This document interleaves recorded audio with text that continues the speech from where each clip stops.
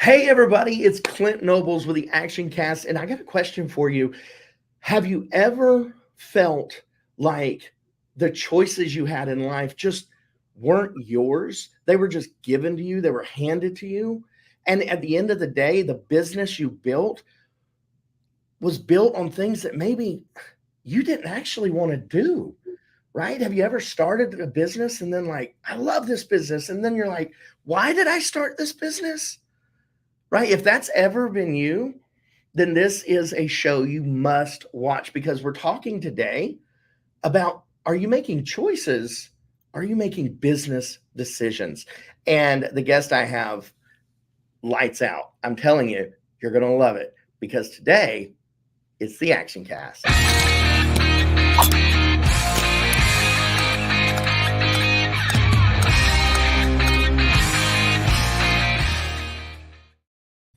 That's right. Welcome to the Action Cast. Everybody that's joining live, so good to see you. And today we're talking about, are you making choices or business decisions? And this concept of, you know what, life is actually made up of decisions, not just choices. It's the result of decisions. Controlling your destiny, controlling your business comes down to the simple principle of your response. And the gentleman that's with us today, I've had the pleasure of knowing, and I truly do value as a friend. Richard, when I met Richard, I quickly realized that your ability to assess and analyze a situation was amazing. You would hear somebody talk and you'd be like, oh, that means this, this, and that. And you like put it into two words. Like, what? But over time, what I really found was this ability to analyze helped you create decisions in your business and not just make decisions in the moment, but decisions in the future. And Richard, thank you so much for bringing your wisdom and this executive thinking that you have to the table. Thank you for joining me today on the Action Cast. Thank you. Thank you for the nice ego stroke. I feel great. I feel better than I have in months to have such a smart person say such nice things about me. So great. Well, It's good none of my team is on this call because they'll be like, that Clint guy doesn't know what he's talking about. We see behind the curtain. oh, that's hilarious. That is hilarious. And you do actually have a really incredible team. I love you. Which you're a home care owner, and you're part of our Action Leader experience. And I've loved watching you come in and get like a little thing, and then you don't hear much about it, and then you're like, oh yeah, we did that. We've been working on it. It's really going good. Team's got it. Right. I'm buying a new hat. That's what it is. That's what I'm out doing next week. So, but I love how you incorporate your team, and your team is always at the top of your thoughts. So, tell us just a little bit. Number one, for those of you who are not, you know, on a first name basis with Richard, like me, but for those of you who might not know, Richard, introduce yourself a little bit. Tell about your incredible business, and really why decision making has been so important to you throughout your career. Okay, cool. Yeah, that's a great question. So yeah, just starting out about me. I got into in-home care 6.5 years ago. I had previously been in the funeral industry. I've worked with seniors basically my entire professional life, which granted hasn't been that long, but my father-in-law and myself went into business together. He said, hey, why don't we look at businesses to purchase so that your family doesn't have to starve while we get something off the ground. It's nice having a father-in-law for that reason, because he doesn't want his daughter and grandkids to starve. So that's really helpful. So we looked for businesses for sale. There were a few that we looked at, but this one just really stood out. I would say that it was a God thing that kind of led us to this. It was also just kind of the right size, the right price of affordability, and it felt like something like I felt like it was something where I could make a difference in the lives of people. And so yeah, that was 6.5 years ago. We bought it existing. At the time we bought it, we had about 20 clients, and about 35 caregivers on staff. I inherited 2 administrators, and we had bought it from 2 owners. And my father-in-law, my business partner, he's kind of like a silent partner.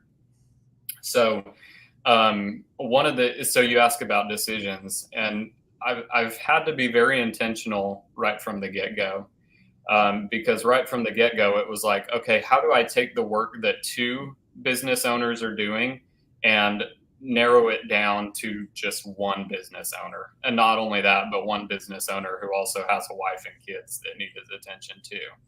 And so I had to be very intentional right from the get-go about like, okay, what things am I absolutely best at? What are my critical functions? And what are the things that I can streamline or outsource or not do at all, or whatever? What things can I get off my plate so that 2 business owners full time becomes easy for me to do. So yeah, I'd say first year and a half were hellish, frankly. Yeah. Really, Called really, the gauntlet. Just so you know, I call it the gauntlet. yeah. I think that's a good term for it. So, yeah, first, so I mean, I think it would be easy to think, oh, like you got an existing business, so all the hard work was done. That wasn't really the case. The business was, I tell people it was like you're buying a home, you have a home inspection, but the home inspection doesn't uncover 75% of the problem. Oh, yeah. Right. And so that was very, very much like how it was. So talking about making choices and decisions, because those first couple of years, it's a cascade of reaction. It's like, what's the next thing hitting me? What's the next thing hitting me? Kind of, how do you feel and how do you handle as a business owner now that you've grown your business, you've grown your team, and you've expanded, you're now 6 years into this. How do you handle reaction differently now than you did then when things happen? What's your kind of thought process now versus then when these big things happen? I think the first thing is to try and slow it down and breathe. And I think it's really, really easy, and I'm still guilty of it, but it's really easy as a business owner to think that everything is a catastrophic business ending emergency. Like you're going to be sleeping under a highway overpass. So In a van down by the river. Yeah, I've had that thought a few times. So I would say that's the first thing is just slow down, breathe, and talk to people who have been there. And that's where I'll give a shout out to groups like Action Leaders or any other like other business owners or mentors or whatever. You need to talk to people who have been there, who have faced those problems and have come out fine on the other side, who can tell you like, no, this is not going to end your business. This is just something that is part of business. So I think having a group of people to talk to, and then just like having the experience, there's a lot to be said for experience of just like, okay, I've faced this, or I've faced something similar to this, and I know that I can get through it, and I know that I will make better decisions if I slow down and think about it instead of trying to immediately react to it. I love that. And because it ultimately comes down to, right, how do you make decisions? Step one, breathe and evaluate in reality. How is this really going to impact my business? How is this really going to do it? Not the worst case scenarios. I love how you were like, it's not going to be under a bridge, and it's not going to be like, okay, it's a bad situation, but other people have made it through it, so I know it's possible. Let's take a breath, And it sounds like you're building a response more than a reaction. I mean, one thing that I think you and I have both touched on but haven't actually said is that there's a strong element of like hope and optimism that has to be present. Like you have to have this hope that things are going to get better, and you have to have this hope or this optimism, faith, whatever you want to call it, that anything that comes at you as a challenge is something that you can overcome and will ultimately make you and your better business or you and your business better in the end. And when you look at it that way, then it's an obstacle. It's like lifting weights. It's resistance that makes you stronger in the end. Oh, I love that. That the moments that hit us that were like, oh my God, this is, those under the bridge moments, recognize that on the other side, this is resistance that's making me better. Resistance, not total domination. This is resistance. Something's resisting me right now, but my future is going to be even better because of it. I love that. I love that. And so let's think about this resistance element of problems. And I will say this, making decisions isn't always about problems. Sometimes you have to make decisions about really good things. There's really great opportunities that we have to make decisions on. We have to evaluate the options in front of us and make business decisions that sometimes those are tough. What's some in your past, when is something that you have been like, man, this is a really great opportunity. I have to make a decision about this. And like, how has that really impacted your business moving forward with teaching your leadership how to make decisions? I want to, before I get to that question, I just want to touch on something that came to mind as you were talking. When you have kind of a choice between multiple different options and they all seem like good options, or something like that, those can be some of the most difficult decisions, because you're not evaluating between a good and a bad. I mean, that's a no-brainer. But when you're evaluating between several good options, it can be really hard. And I think you could probably speak more to that than I could. But I have found that one thing that has been beneficial to us as we've evaluated decisions like that is having your mission, your vision, and your core values in place, because those things help be kind of the lens through which you evaluate various decisions. You can look at various good decisions and say, which of these fits best with our long-term vision, our mission, and our core values. For us, our mission is to set a new high standard for senior care in Middle Tennessee. So we want to be a leader in that space. And our vision is to provide life-changing employment to caregivers and life-changing care to seniors. And so when we're evaluating decisions, it's like, okay, is this going to, like, are we chasing the dollar in this decision? Or are we making a decision that is going to provide an even more amazing experience to our caregivers or to our clients? And when you put it that way, it makes it a little easier. I love that, because ultimately, right, in this, as I'm kind of making notes here, your step one was breathe and evaluate in reality.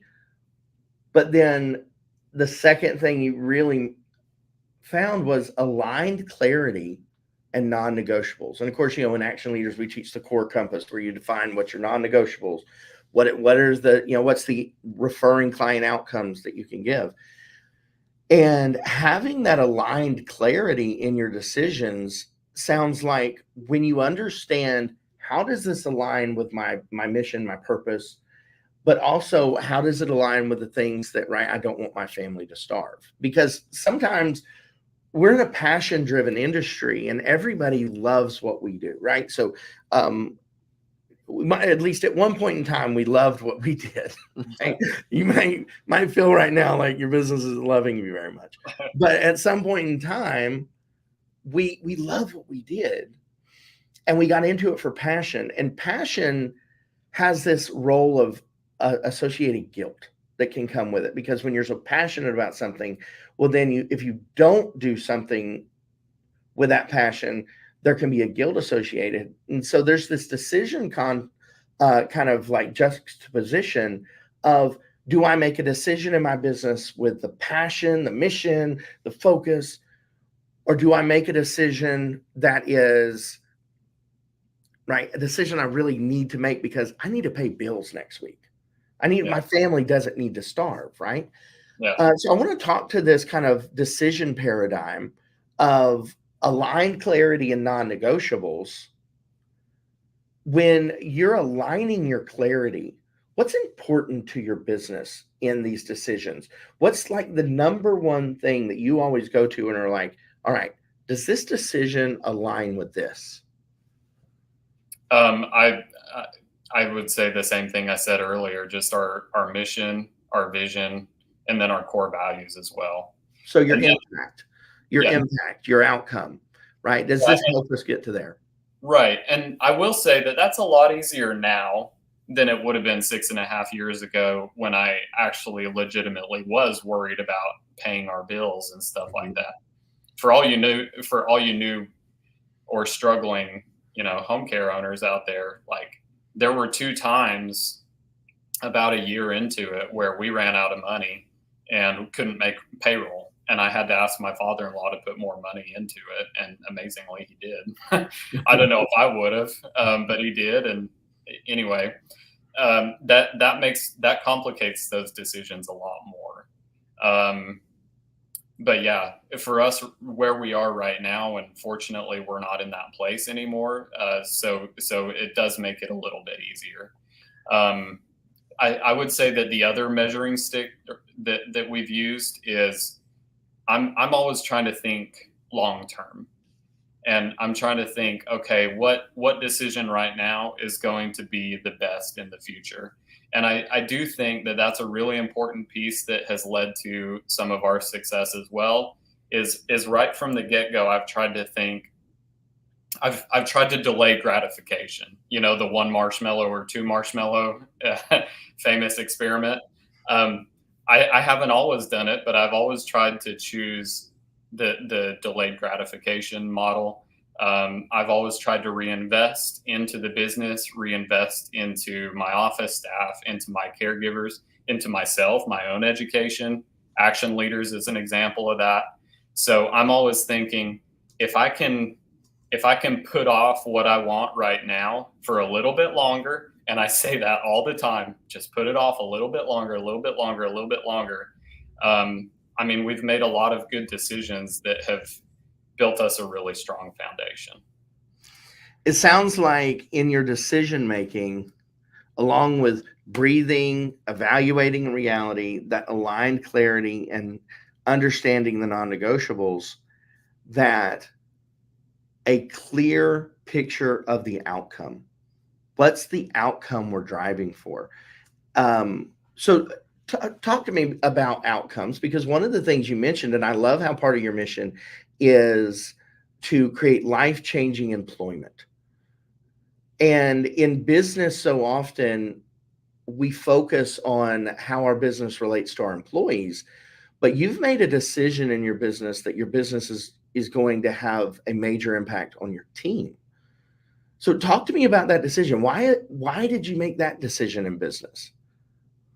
I think there are a couple of things that factored into that. One is, my previous employer, two employers ago, was an amazing example of a phenomenal place to work, that had such a great culture, amazing people, and it impacted me, I would say, for my entire life. And I find myself modeling my own business after that business in which I was an employee, and that impacted me so much. I also have a great office team, including a couple individuals who were caregivers with us before I promoted them into the office. And I've never been a caregiver myself, but they have helped me understand what it's like to be a caregiver, and they've helped me to appreciate the challenges of being a caregiver and kind of helped bring it to life, as well as just getting to know my caregivers as well. But I think in our industry, there's so much focus on our clients, on the people that give us money, but our caregivers give us money every bit as much as our clients do. And I I mean, we talk about our vulnerable seniors all the time, and I think that's true. But our caregivers are vulnerable too. And I mean, a lot of the times, our clients that we're taking care of, they're wealthy, they have family members that are involved in their lives, etc. Our caregivers often don't have either of those things. And so for me, I think I've just, because of my office staff, I've just kind of developed like a really deep compassion for our caregivers that we serve. And so it's become like very much a ministry for me, both for our caregivers as well as our clients. When we are getting more hours, to me, one of the greatest things of that is I'm like, this is great. This is job security for our caregivers, because that is the toughest thing for them, is not knowing from week to week whether they're going to have 40 hours or 10 hours. You can't live life like that. I can't imagine what that would be like to know that I'm making this much one week and I'm making 25% of what I would normally make the very next week. That's horrible. And so when we're getting more hours, when we're getting new clients, I'm like, this is job security for the people that we care about, for the people that we take care of. I love that correlation, because you're talking about making decisions, right? So are you making choices versus are you making business decisions? And the correlation that you bring together is, one of the evaluators you use is, does my decision help other people make decisions better? Yeah, I like that. I love that, because if it does, the decision to do this, if it grows hours, if it does this, is that going to give my care providers or my team the ability to make better decisions in their life, to make better, right? Because if they don't know what they're working next week, how can they plan something with their family? How That's can right. they do this, right? Yeah. I love that connection piece to my decisions create other decisions. Yeah. Right? It's the ripple effect, right? I love that. And it sounds like, in all of the things that you have put together and what you have done, you've come to a moment where, number one, you were like, breathe. Okay, something happened. Now I need to breathe, right? I need to evaluate in reality, right? You aligned clarity and non-negotiables. You understood what that unmovable outcome was. Okay, yes, we're wanting to make all these decisions. We're wanting to make this growth. But at the end of the day, this has to happen, right? This has to happen. Well, the next thing come into was, you actually took decisive action. You did the thing. Mm-hmm. And, in Action Leaders, we say all the time, just do the thing, just do the thing, do the thing, right? Because action leads to clarity, clarity to consistency, and consistency to success. So let's talk about doing the thing for the last few minutes of our show today. Doing the thing, you've built up to the point, you've made the decision, we're going to do it. What's one of the most important things in doing it, and actually holding to the decision that you've made? What have you found to really help you when maybe the decision isn't that popular, or maybe the decision seems like a really hard thing to do, but it's really what we got to do? What's kind of been your guiding principle in that, for saying, okay, I've made the decision, now I'm going to do the decision, and I'm going to do the decision tomorrow and the day after that, and I'm going to keep doing this decision? What's been kind of your guiding principle for that consistency of doing? Well, I think you've touched on what's actually my weakest area. I'm really, really good with ideas and concepts, but I struggle with execution. I'm a fan of the EOS model, and I'm very much the visionary and not so much the implementer. So this part has been a consistent struggle for me. I'll be honest with you on that. One thing that helps me is to remember that imperfect action trumps no action any day of the week.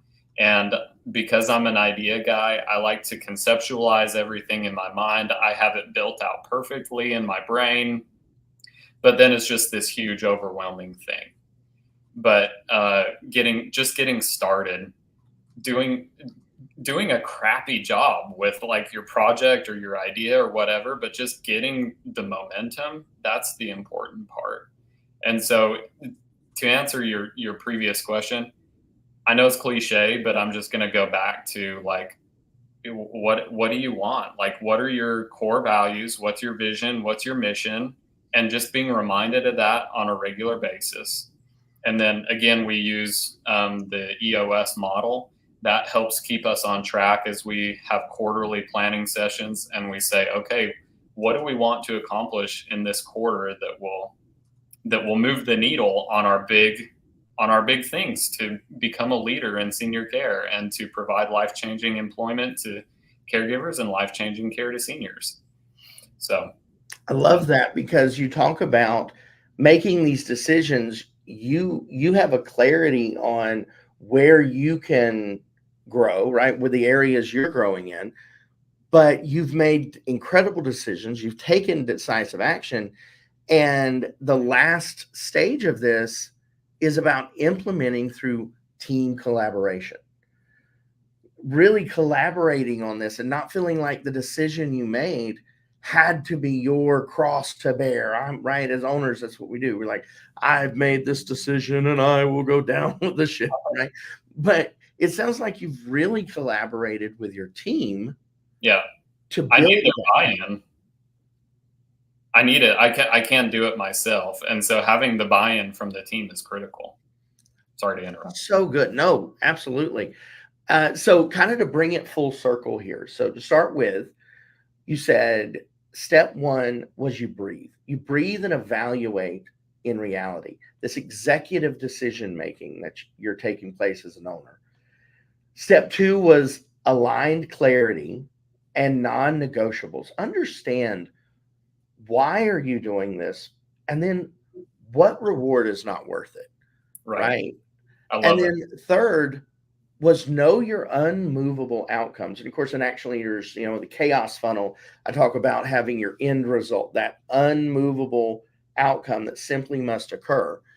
And understanding what are your unmovable outcomes that when you take this action, what do you have to know is going to happen at the end? And then fourth was take the action, actually do the thing. And then I loved at the end, the fifth step for you was implement through team collaboration. Having done all of this, you're not the only one that has to do it in your business. And I think this is probably one of the biggest moments in an owner and an entrepreneur's life is when we recognize that when we make a choice, it's something we have to do. When we make a decision, that's an opportunity to build collaboration through our team, to have a ripple effect of decisions after decisions, because the decisions I make is going to impact my team's decisions in their life.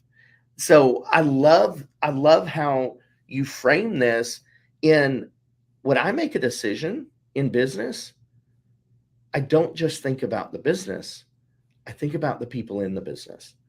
And that's so powerful. And I love that you bring that to the table. And in the events when we're at the Action Leader events and everything, it's always so fun to watch you take what someone has said and distill it down. And which, Lord knows, I was born with like 10,000 extra words. So I can talk to like no end. But sometimes I'll say something and I'll talk for like 2 minutes or so. And then you put in like this 5-word statements like, oh, this, and that. I'm like, dang it. That's so good. And I think that evaluation piece is something that really helps you in your decision making, because you that whole breathe and evaluate in reality, that's an incredible leverage as an owner that we can have, because instantly what that really is saying is you matter. Yeah. What I want matters in this. My aligned clarity and the non-negotiables that I'm about to consider, they matter. And if I take action without considering, without evaluating, without breathing, then I'm really saying that what I want matters the least in any of this. But the truth is, for a business owner, we have to recognize that we matter. We matter in our business, and what we decide affects other people, not just in the moment, but in the long term. And I love that. Thank you so much for bringing this. And Actually, I don't know how long this is. I'm sorry to interrupt. I don't know how long you want this to go, but I have a story like related to this if you want to do hear it. Yes, we have some time. Do it. Yeah. So last summer we had a caregiver who stole from one of our clients. This was, I think, the first caregiver theft we've ever had in like 6 years, and stole tens of thousands of dollars worth of jewelry.